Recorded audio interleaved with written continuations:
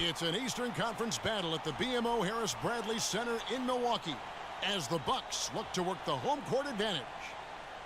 This is the first game in the Nets road trip. After dropping the first 3 games of the season, they need to turn it around. I know they've got to be disappointed with how they've started to this point, Kevin, but you know what? It's a long season. This thing is a marathon. It's not a sprint. It's not 6 furlongs. This thing is a mile and a half if it were a horse race. So take that into consideration, stay the course, stay steady, and they've just got to keep their eye on the prize and know that they can get better before they get worse. And they will get better. I mean, when you look at how the season kicked off for them, it really can't get much worse. Here are the starters for Brooklyn. Donald Sloan out there with Wayne Ellington. Then it's Johnson. Then it's Brook Lopez. And it's Young in at the power forward. And that's a foul called on Miles Plumlee. That's his first foul. And really, these are some of the toughest calls an official has to make. Yeah, but in this case, I think he got it right. I mean, the defender was still moving there and never really had good legal guarding position. He wasn't set. Lopez a screen. 5 to shoot.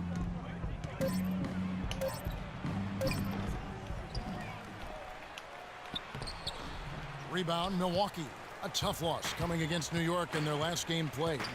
And I really felt in watching that game that they needed to abandon the three-point shot. It wasn't there. The percentage was horrific, but yet they continue to try and knock them down.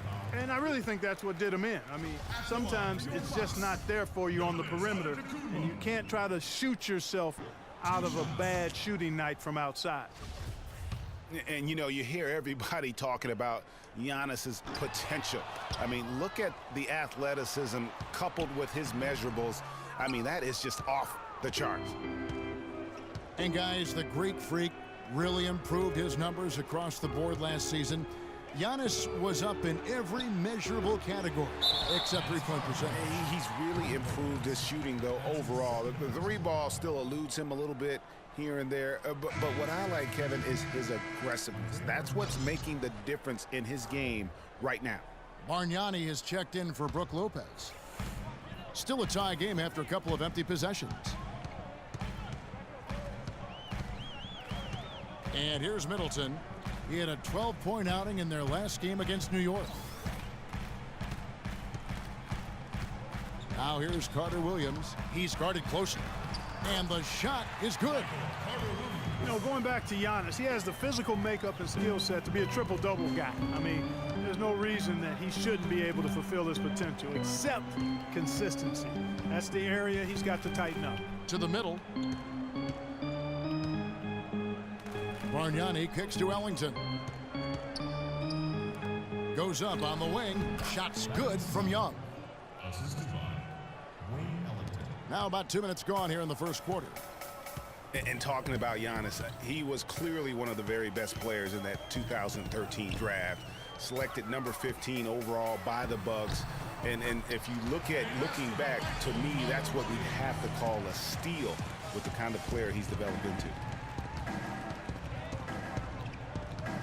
Here's Sloan. Here in the first, just under 2.5 minutes played so far. Ellington from outside, the offensive rebound.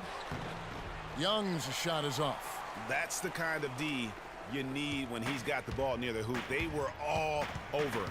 Earlier, Doris Burke spoke with head coach Jason Kidd. What'd you find out, Doris? He said that slowing down Joe Johnson will definitely be a big key for them. He added, Johnson is so big and is able to shoot over the top of you. We just need to make sure that we're always right in his jersey, never losing track of him, and trying to force him into tough, contested shots. Guys, we'll see if they can slow him down. Thank you, Doris. Guys, they're looking for a way to score here. Yeah, they've had a tough time getting the lid off the basket so far. Young with the ball. Here's Bargnani. And he was fouled on the way up. 2 free throws now for him. You know, the Nets really kind of drifted along for the first part of last season, treaded water, but after the All-Star break, they stepped on the gas, put themselves right back in the playoff picture. As you mentioned, the Nets were great after the break, had the third best record post-All-Star break in the East. Yeah, and how about winning 13 of their first 22 after the break? And sometimes with a new coach and system, it takes a while to kind of figure things out. And that seemed to be the case with the Nets last year. Parker's checked in for Milwaukee. Here's Monroe, and a great assist by Antetokounmpo as that one goes in. Monroe's got his first points of the night. Inside, here's Young, and he takes that one up and powers it through. And he gives that rim a good tug on the way down. That's how you drive your point home. I tell you what, he's lucky on that one that he got away with maybe not picking up a tee. Here's Carter Williams after the basket by Brooklyn. Middleton outside. Now the feed to Monroe. And again, it's Milwaukee converting. You can't give him that shot. A few open looks are all it takes to get him in the zone. And Sloan kicks to Ellington. Here's Sloan. Quiet so far offensively, searching for his first points of the game. In the corner, it's Ellington. And a miss there on the triple. Bucks leading by 5. Antetokounmpo passes to Carter Williams. Back to Antetokounmpo. Here's Parker. Brooklyn with the rebound. They couldn't put the pieces together, losing the last matchup with the Lakers. And it wasn't just about the bad shooting. It was really more so about the bad offense. They just didn't execute well. The screens weren't there. The spacing was poor, and thusly the defeat. Well, you've laid out a couple of the details that lead to good offense, or bad if you don't execute them. Shooting is just a byproduct of not screening well and not moving the ball or players well. They didn't execute anything on the offensive end. And when it comes to Michael Carter Williams, guys, I feel like people either love him or they don't buy him at all. I mean, he has the size, he's a good athlete, he plays hard, but he's also had some injuries, and he's been very inconsistent at times. Henson checked in for the Bucks. Bayless comes in for Chris Middleton. Brown, he's checked in for Brooklyn. Larkin comes in for Donald Sloan. Johnson attacking. And the rejection by Antetokounmpo.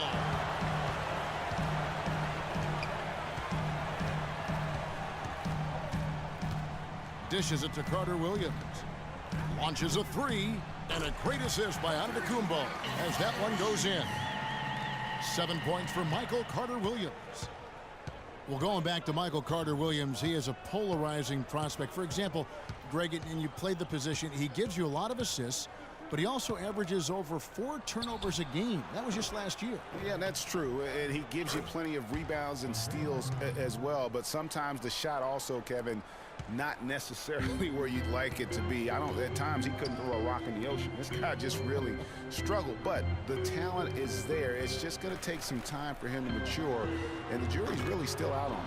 You know, guys, if he does his work early, he knows when he gets in a good position, his size gives him a big edge on the glass. From deep, Johnson, that's good.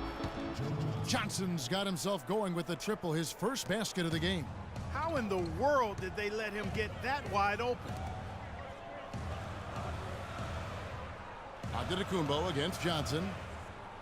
Antetokounmpo kicks to Bayless. Trying to answer back, but that three is off the mark. Brooklyn trailing.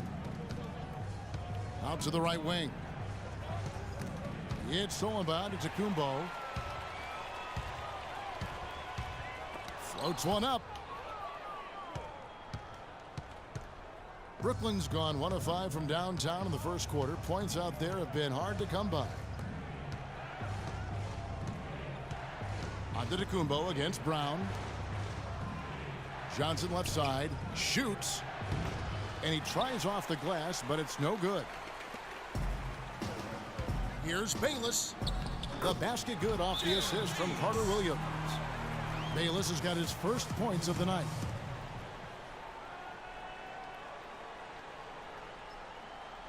And the first timeout called of the game for Brooklyn.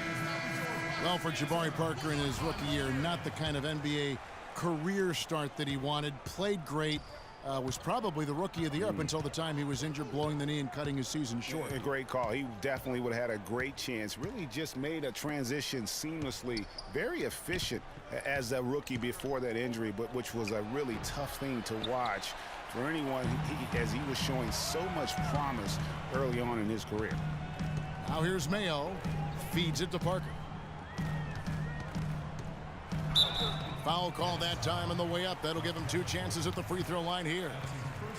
And Jabari Parker, as a rookie, drafted number 2 overall behind Andrew Wiggins. Clark, there was much debate about which of these players, which of these prospects would be better NBA players. What do you think? Well, I think both showed they're very capable of being stars in the league. Parker got off to a great start, averaging 30 minutes a game until, unfortunately, he had the ACL injury.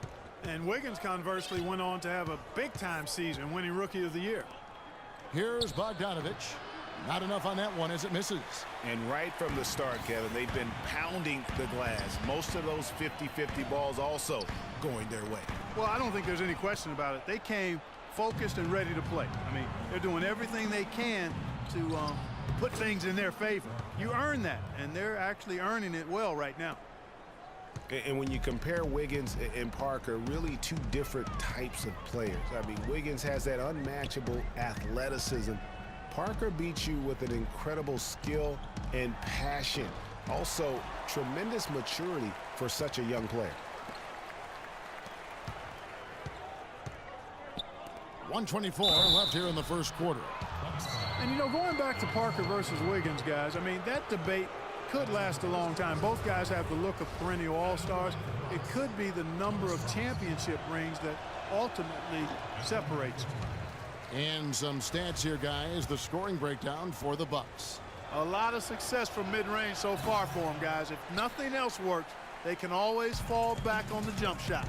Also, guys, the passing has been terrific in the first half. They'll be happy with all those assists. Brooklyn's gone 1 of 5 from downtown in the first quarter. Points out there have been hard to come by. Here's Bogdanovich. And again, it's the Nets missing. A little ambitious on that possession, trying to hit a shot in the face of that defensive pressure. Now Bayless. Out to the wing. Shot clock at 5. Outside, Antetokounmpo from the arc. That's good, and so Bayless with the assist. And that's now 6 points for Giannis Antetokounmpo. Nets trail by 5. Here's Larkin. He's had some playing time, but no scoring yet from him. Pass to Bogdanovich. Up top, Reed. Inside, shot clock at 6. Now, here's Antetokounmpo. They really needed more from him in that loss to New York. 1 second separating the shot clock and game clock. Here's Henson. Foul call that time on the way up. That'll give him 2 chances at the free throw line here. Oh, the officials are all over that one. Clearly a foul. I mean, didn't give him any choice but to blow the whistle. I mean, you got to play without fouling. He's getting his first free throw attempt of the night right now. Good on the second free throw. There's 10 seconds left to play in the first quarter. Here's Larkin. Here's Ellington. No good on the buzzer beater. And we reached the end of the first quarter. Bucks lead by 6.